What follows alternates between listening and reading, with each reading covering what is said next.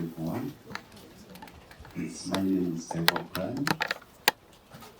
I welcome you all to this cottage shop in the white meat value chain. I'm a leader of feed meat industry. Under feed meat, we have both 5 cottages, and the first cottage is a single cottage industry. The second cottage, we have the pulse cottage industry. We have the tuber cottage industry. Then we have the minerals and multivitamin cottage industry. And lastly, we have the wheat cottage industry. I beg you, maybe I can move the other side so that I can elaborate more. So when we come to the cereal cottage industry, we all know that in the value chain, the feed meat industry gives us the basement. We start with the feeds for us to be able to run the whole cottage industry. So under feed meat, we have the cereal cottage industry, where mostly we deal in maize. So here where we are, it is a hydroponic plant. Here generally we use maize strains, processed fodder for animals. Take an example, you have your birds. They are laying white eggshells. I mean eggs with white shells, but then the yolk is not yellow. So you want to improve the yolk of the eggs to be yellow. So you can make this hydroponic and you start feeding it to your birds, and they will start laying eggs that are yellow yolk. So what we do here, we just have a simple technology. We put water up and have it flow in these pumps. We soak these seeds for 12 hours. Then after soaking them, we come and spray them from the place. And after we spray them, we let the water thoroughly sprinkle around the seeds, and they will start sprouting, and they will give us this hydroponic. Then, when we come here, in farming, these days we have got what we call the hybrid varieties and the OPV varieties, the open pollinated varieties. So we have people who are producing the open pollinated varieties, and we use the open pollinated varieties for planting, purposely for planting. Then we use the hybrid varieties for processing the other products. So this is an example of the open pollinated varieties which our youth back in their parishes produce, and they supply them to the other 100 people who are growing maize. Then the hybrid varieties, we use them to process other products, whereby we are able to process maize flour, we are able to process broken maize, we are able to process maize bran, and then we use the maize stalks to process the maize silage. So all these are used in the white meat value chain to feed the animals. Then when we move to the pulse cottage industry, we have our machine. This is, I will call it a low-cost machine, whereby it's environmental friendly. We don't produce a lot of smoke with it, whereby we use the briquettes. This is a soybean roaster. Soybean is a grain, a cereal, a pulse that has got trypsin substance, which is an inactivator. Like when you feed it to animals, they will not be able to process it, they will not be able to digest it very well because of the trypsin. So we have to roast soybean at a certain temperature to have the trypsin be activated. so that when we mill it and feed it to the animals, they will be able to utilize it and absorb it in their body. So, still here we have the soybean OPV varieties, whereby still we have one person producing the seed for the others. The role of this person is to produce seed and supply it to other farmers who are dealing in soybean. Then after we have roasted the soybean, then we mill it into soybean meal, which is a good protein source for our birds, for our pigs, and the rest of the animals in the white meat value chain. Then we have the soybean oil.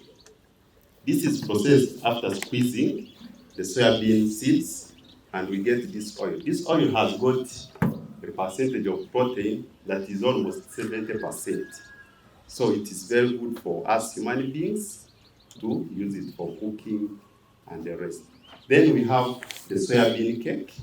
That is the byproduct of the soybean oil. After processing the soya oil, then we have the soybean cake, which is still used for feeding animals. Then when we come to the tuber cottage industry, this deals with tubers, and our first tuber, we deal in potatoes. Potatoes can give us very many products. For example, they can give us planting materials. We find use dealing in producing of potato vines, which can be used for planting. Then we produce the tubers, which can be used for eating, or which can be used still to process silage. In case it is printed on market, we get these tubers, crush them, and get the potato vines, crush them, mix with maize bran, and produce what we call potato silage. And this is very good and nutritious to our animals, most especially the pigs. I think we can have a look at this. This is an example of potato silage. It's so nutritious, pigs. Then we have potato flour. We can still dry these potatoes and process them into flour, which we can keep very well, and we use it in the time when potatoes are scarce and we have to eat. Then we have potato biochar. This is made out of lack of oxygen. We get the potato leaves, dry them, then after drying them, we burn them in absence of oxygen. Then after, we get this, mix it in the soil. For example, when you want to grow vegetables, and it will give a good amount of nitrogen to the soil, and the plant will be able to absorb. Then that is potato, sweet potatoes. Then we have the Irish potatoes. In our value chain, we realize that we have the vendors, those people who fry chicken, who roast chicken. So they need potatoes to give us food, to give us chips. So still we include that cottage industry. For that, people can get chips on market. When you go on market currently, you can buy this, I think, at around 10,000. Only this. But if our youth are producing, then it will be very easy for the vendors to access the potatoes, and they'll be able to give us the chips, which are not so expensive. Then we go to cassava. Cassava, we use it for very many things. Take an example of the leaves. These leaves can be used as sauce for human beings. Then still, these leaves can be used to make silage, which you can still feed to your animals. When you use it for human consumption, it has protein that can be absorbed when you eat it. Then still, when you use it for making silage, it has got proteins and raffages that can ease digestion in animals and human beings. Then still, we can have potato tubers, which we can use to make chips, cassava chips. Then still we can use it, we can dry it, and after drying it, then we can be able to process flour, cassava flour, out of it. And it can be mingled and it can be eaten by people, and still we can have it being fed to animals. as source of starch and carbohydrates. Then we have biochar steel. This is cassava biochar, which is still burnt in absence of oxygen. And when we get it, then we can be able to apply it in the soil, provide nitrogen to the plants. Let's proceed to the multivitamin and minerals cottage industry.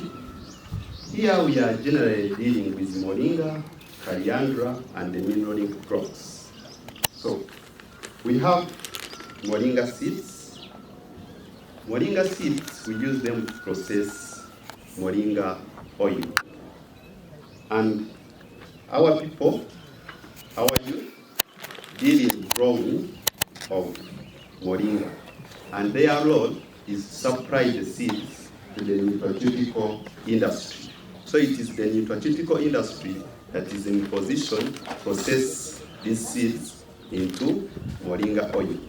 Then for us, what we do under feed mill is to process Moringa powder. This Moringa powder can be used to deworm animals, and still can be used as a source of vitamins to our animals.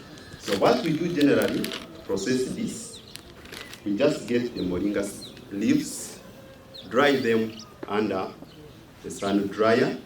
Then after drying, then we crush them using this machine. We crush them and get the powder out of the leaves. That's what we do generally. Then for steel coriander is used as a source of vitamins to animals. When you feed this coriander to your rabbits, I assure you that they can grow very healthy without any disease attacking them. Then, and lastly, under multivitamin, we have the mineral blocks. And have a look at this. So our youth are trained on how to produce raw-post mineral blocks. If you try to ink on this block, it is so tasty, whereby it contains in salt, it contains in coriander, it contains in moringa, and it contains in eggshells or bone meal. All those things are required by the animal in their bodies. So they just produce this using ant-hill soil. It's not that every kind of soil can produce this, but we use ant-hill soil that has high content of iron to produce the mineral crops. Then lastly, we have our water wheat cottage industry. Under water wheat cottage industry, we use the water hyacinth to make a number of products. Take an example of water hyacinth silage. Most of us, we have water bodies that have got these water hyacinths, and they are disturbing people during fishing. But then we are coming up with an initiative to make use of this water hyacinth, produce raw-post feeds for our animals. So mostly we target the youth who are near water bodies to make use of this water hyacinth, produce feeds for their pigs, feeds for their chicken. Still, we can have this water hyacinth dried, and after drying it, you mill it. It will give us water hyacinth powder, and that powder can be fed to the animals, to the poultry, to the pigs. They can benefit from it. Then we have the dark wheat. Still, we use it to process feeds for animals, the low-cost feeds for our animals. Thank you very much. If there is any question, you can ask me. I'll be able to answer. Thank you.